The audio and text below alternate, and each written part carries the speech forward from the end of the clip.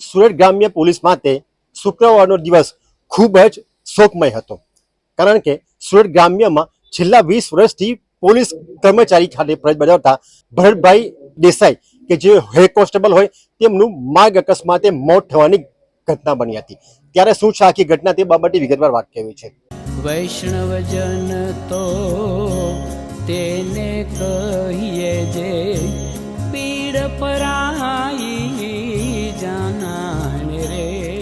નમસ્કાર, નવજીવન ન્યૂઝ સાથે સુરતથી હું છું દિલીપ ચાવડા। સુરત ગ્રામ્ય પોલીસમાં ભરતી થયાના 20 વર્ષ સુધી સુરત ગ્રામ્ય પોલીસમાં ફરજ બજાવતા ભરતભાઈ ગાભાભાઈ દેસાઈ કે જેઓ હાલ સુરત ગ્રામ્ય એસઓજીના હેડ કોન્સ્ટેબલ તરીકે ફરજ બજાવતા હોય, ભરતભાઈ એ સુરત ગ્રામ્ય પોલીસના તમામ અધિકારી અને કર્મચારીઓમાં ખૂબ માન્યતા હતા। આટલું જ નહીં, પણ ગુના શોધવાની બાબતે તેમની સારી પકડ હોય, અધિકારીઓમાં પણ તેમની એક આગવી છાપ હતી।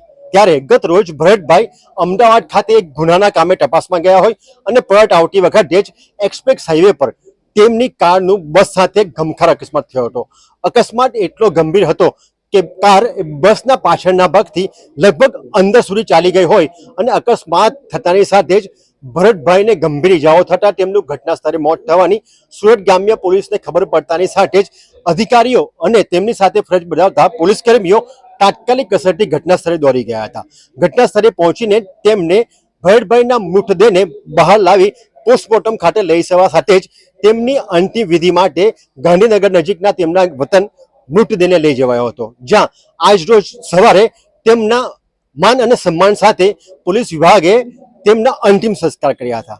જ્યારે ભરતભાઈ કે જેઓ સુરત ગ્રામ્ય પોલીસમાં એક આગવી છબી ધરાવતા હોય તેમનું અચાનક અકસ્માતે મોત થવાની ઘટનાએ સુરત ગ્રામ્ય પોલીસ શોકમાં ગરકાવ થઈ ચૂકી છે। જ્યારે ભરતભાઈના પરિવારની વાત કરીએ તો તેમના પરિવારમાં 3 નાના બાળકો અને એક નાનો ભાઈ છે। જ્યારે ભરતભાઈ પોલીસ વિભાગમાં નોકરી કરવા સાથે જ પોતાના પરિવારના મોભી અને તમામ પ્રકારના પાલનહાર હતા। ત્યારે હવે ભરતભાઈ તેમની વચ્ચે ન રહેતા હવે પરિવાર પર એક આપ તૂટવા જેવી બાબત થઈ શકી છે। આટલું જ નહીં, પણ સુરત ગ્રામ્ય પોલીસ માટે પણ ભરતભાઈની ગેરહાજરી એક ખૂબ જ ગંભીર બાબત છે। ત્યારે આવા જ મહત્વના સમાચાર જોવા માટે આપ નવજીવન ન્યૂઝ સાથે જોડાયેલા રહો અને અમારી ચેનલને લાઇક અને સબસ્ક્રાઇબ કરવાનું ભૂલતા નહીં।